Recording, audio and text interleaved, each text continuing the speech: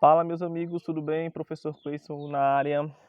Hoje eu vim falar com vocês sobre quadriláteros, tá? A gente vai falar um pouco dos quadriláteros e suas propriedades, tá bom? É, Propriedades essas que estão envolvidas em algumas questões que vocês verão na vida de vocês, estudantil, tá? Em algum vestibular, em algum Enem. E para iniciar, tá, os quadriláteros eles têm bastante aplicação no nosso dia a dia, né? Como por exemplo na fachada de edifício, na construção de uma quadra, tá? Na estrutura de telhados, coberturas, em obras artísticas, tá? E o que seriam quadriláteros, né? Quadriláteros, gente, é uma figura, né? Um polígono, né, que tem 4 pontos, tá? 4 vértices e ele tem 2 diagonais, beleza? Então vamos só mostrar aqui para vocês aqui, né? Quadrilátero vocês têm 4 lados, tá? Como vocês podem ver aqui nessa figura, 4 lados, beleza? AB, BC, CD e AD. E tem 2 diagonais que são exatamente essas linhas que unem 2 vértices não consecutivos, ok? Mas o que eu quero chamar a atenção de vocês aqui é exatamente para a classificação dos quadriláteros, ok? Os quadriláteros são classificados de 2 formas, tá? O paralelogramo. O que é o paralelogramo, tá? São quadriláteros que possuem 4 lados paralelos, beleza? Paralelogramo são os 4 lados paralelos, né? 2 a 2, beleza? E o trapézio ele possui só 2 lados paralelos e 2 não paralelos. Então é moleza, tá? O paralelogramo tem os 4 lados paralelos, né? 2 a 2. E o trapézio apenas um par de lados paralelos, tá? E outro não. E os paralelogramos, beleza?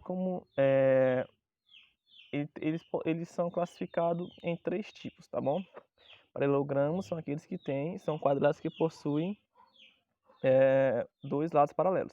Então, o primeiro deles é o retângulo, que é bem conhecido, tá? Tá aqui o retângulo, beleza? E o retângulo ele tem uma característica muito especial, que é o fato dele ter os 4 ângulos, certo?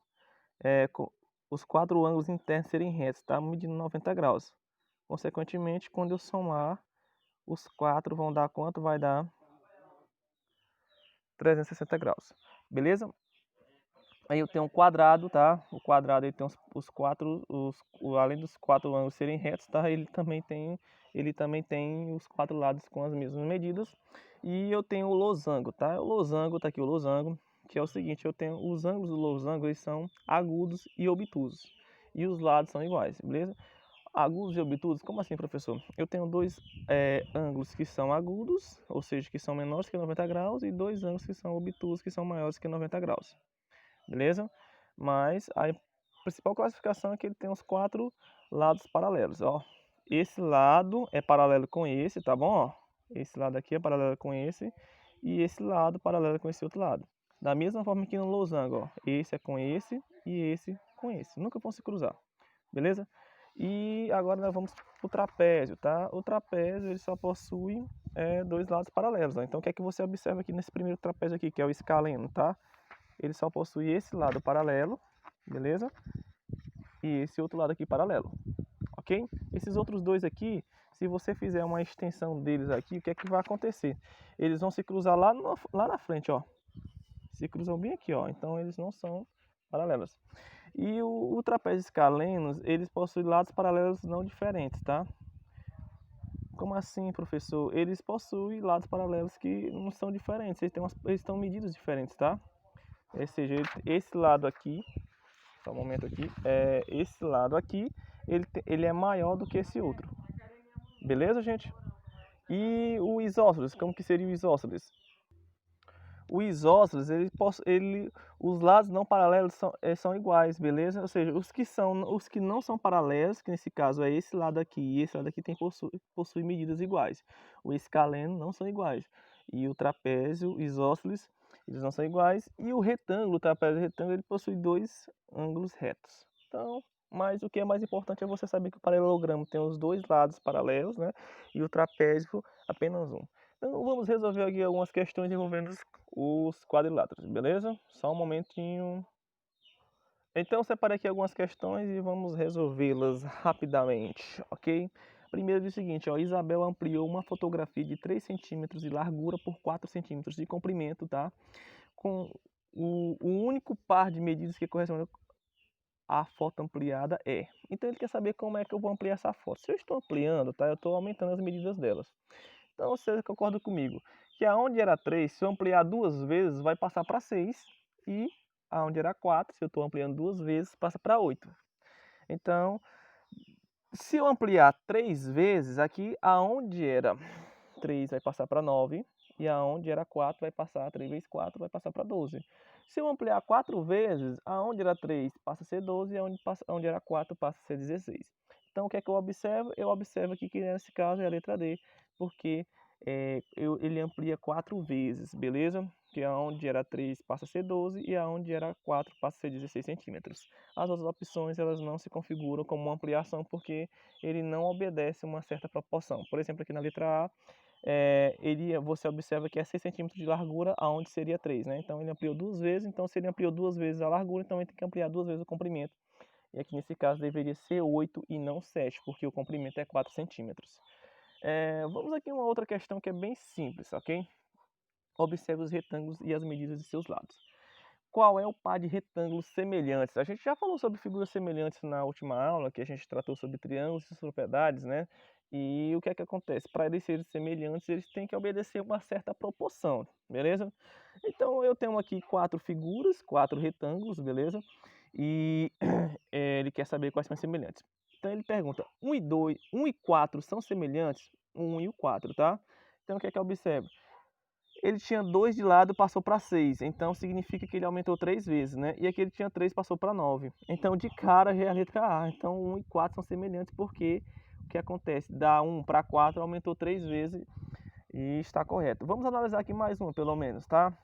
A letra B é 2 e 3. Vamos ver. Não é para ser 2 e 3, tá? Bora lá. Aqui no 2 e no 3, tá? Por que não são semelhantes? Porque aqui era 3, passou para 4, tá? E aqui era 4, passou para 5. Mas, professor, ele só aumentou um de cada lado. Não, eles não são semelhantes, gente, porque eles não obedecem uma regra de semelhança. Como assim, professor? Eu explico agora, tá? Então eu vou relacionar aqui o 1 e o 4 e o 2 e o 3, para mostrar para vocês, tá? O 1 e 4, ele tinha 2 aqui de lado e tinha 6 aqui no outro, né? Então 2 aqui, 6 aqui. E aqui ele tinha 3 aqui na largura e 9 aqui. Então, se você pegar, ó, e fazer uma multiplicação cruzada aqui, tá? 2 vezes 9 e 3 vezes 6, o que é que você vai observar? Que você vai encontrar o mesmo número, né? 2 vezes 9 dá 18 e 6 vezes 3 também dá 18. E se eu fizesse com 3, né? No caso com a figura 2 e com a figura 3, como que ficaria isso, ó? Aqui era 3, tá? E lá é 4, né? Aqui era 3, aqui é 4. E aqui a largura é 4 e o comprimento lá é 5, né? Então, se eu multiplicar cruzado aqui, o que é que você vai observar? Ó? Que 4 vezes 4 é 16 e 3 vezes 5 dá 15. Então, não são medidas iguais, então eles não são proporcionais. Bora só mais essa aqui rapidamente aqui, tá? Ele diz o seguinte: João passa horas brincando de aviões de papel que constrói, e sua avó, sabendo disso, deu-lhe uma folha medindo 60 de centímetros por 40. Tá aqui, 60 de comprimento e 40 de largura. Pergunta: João ficou muito feliz com a surpresa, tá? Com a surpresa. E para aproveitar melhor o papel, resolveu dividir a folha em 4 partes iguais. Então, se ele está dividindo em 4 partes iguais, aonde era 40, se eu dividir por 4, vai passar quanto? Vai passar a ser 10, né? E aonde é 60, se eu dividir por 4, vai ser 15. Então, de cara, ele pergunta: dessa forma, João ficou com 4 folhas de tamanho 10 por 15, tá? 10 de largura com 15 de comprimento, então, lógico, é a letra A. Beleza, gente? Deixa eu tentar aqui resolver mais uma questão aqui rapidamente. Essa aqui é muito fácil. Diz o seguinte, ó.